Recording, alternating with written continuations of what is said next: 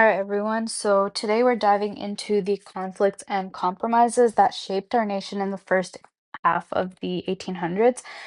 So this was a time when the United States was growing rapidly, but every step forward also created tension between the North and South. So let's talk about how these compromises worked, or they didn't, and what that meant for the future of our country. So we're starting in 1819, and at this point, the number of slave states and free states was balanced. Then Missouri applied to join the Union as a slave state, and all chaos broke loose.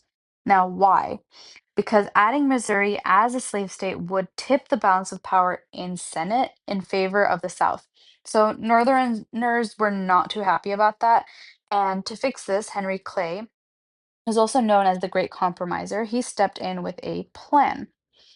So, yeah, so his plan is first of all, admit Missouri as a slave state, admit Maine as a free state, and draw an imaginary line at latitude 3630 degrees north of this line. Slavery was banned in basically the Louisiana Purchase Territory area. And I'll have a picture of that later, except for Missouri itself. So this compromise kept things balanced for now. It's almost like a band-aid. But things are still festering underneath. So here's the problem. It only applied to the Louisiana Purchase. So as the US gained new lands, and which, we know that they're constantly trying to gain new land. So this compromise really is not a good solution long term. The question of slavery just kept popping up again and again. Right. So a quick recap on the Louisiana Purchase, and you can see a picture of it here. So the Louisiana Purchase was a huge piece of land the U.S. bought from France in 1803, and it stretched from the Mississippi River all the way to the Rocky Mountains. And when Congress made the Missouri Compromise in 1820, they were only deciding what to do about slavery in this Louisiana Purchase land and not anywhere outside. And that's pretty important for you to know. So the rule was that states north of 3630, except for Missouri, would be free slaves, so no slavery, and states south of the line would choose to allow slavery. So basically, the people could vote. But it's important to note this compromise did not apply to any other U.S. land outside the Louisiana Purchase. For example, when the U.S. got land from the Mexican American War, Congress had to argue all over again about slavery. And remember, Mexicans at this time, they did not have slavery, right? And so the lands that they were gaining from Mexico did not have legal slavery. That doesn't mean it wasn't happening. For example, last year in Texas history, you would have learned that a lot of people in Texas did have illegal slavery of some sort. Now, later compromises, like the Compromise of 1850 and the Kansas-Nebraska Act, were needed for this reason because the issue just kept coming up over and over. So, as the US expanded westward, new lands brought new challenges, and in 1846, Congressman David Wilmot he proposed the Wilmot Proviso, um, which I feel like I'm saying that wrong, but anyways, which would ban slavery in any land won from Mexico. So the House passed it, but Senate shut it down. This reflected the growing tensions. So we had abolitionists on one hand. And they said slavery was morally wrong and should be banned everywhere. Then we had Southern slaveholders who wanted slavery in all territories and they demanded the return of escaped enslaved people. We had moderates who tried to compromise either by extending the Missouri Compromise line to the Pacific or by limiting slavery to where it already existed. And we had popular sovereignty, which basically let voters in any territory decide for themselves. So no matter the approach, the tension was there, and the Missouri Compromise couldn't solve it all. So at this time, we also have two very different political parties emerging. And it's important to know a little bit about them in order to contextualize things. So, first, we have the Democrats, who they aren't the Democrats you know today.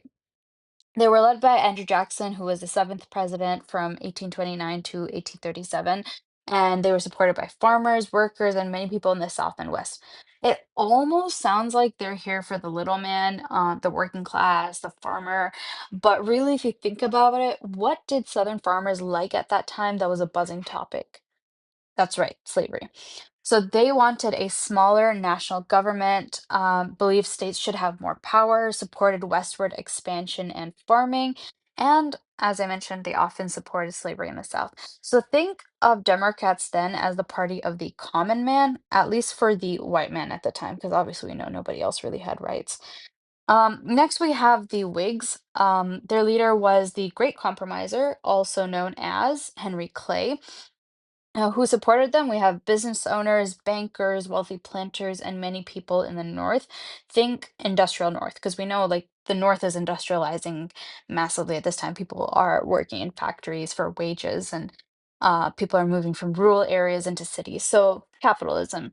So their beliefs, they wanted a stronger national government, supported building roads, canals, and railroads to grow the economy. They favored industry and trade, and many Whigs opposed the spread of slavery, but not all of them, and that's key.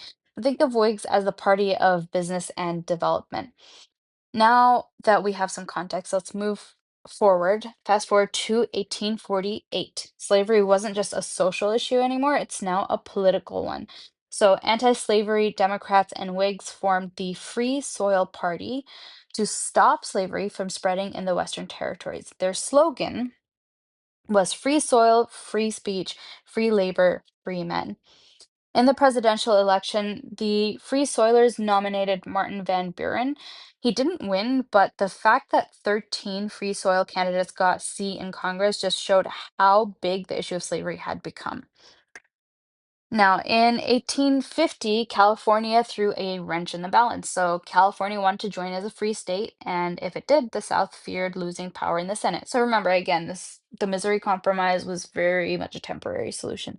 So, some Southerners even talked about seceding. Seceding meaning leaving the Union. They no longer want to be part of the Union, which later becomes the United States of America as we know it now.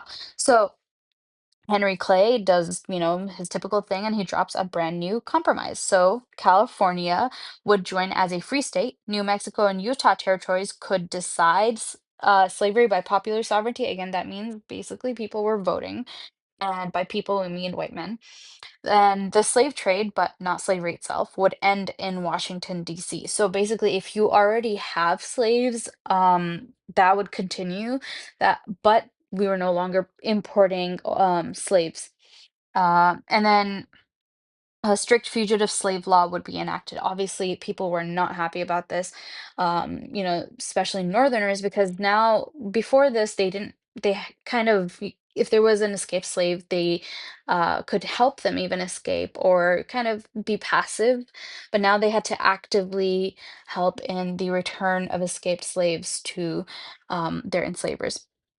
Now, this part, yeah, so it basically the fugitive slave law required them to help catch enslaved people or face fines and jail time. So some states like Vermont passed personal liberty laws to counter it, and this just made the South even angrier. So there was just no winning.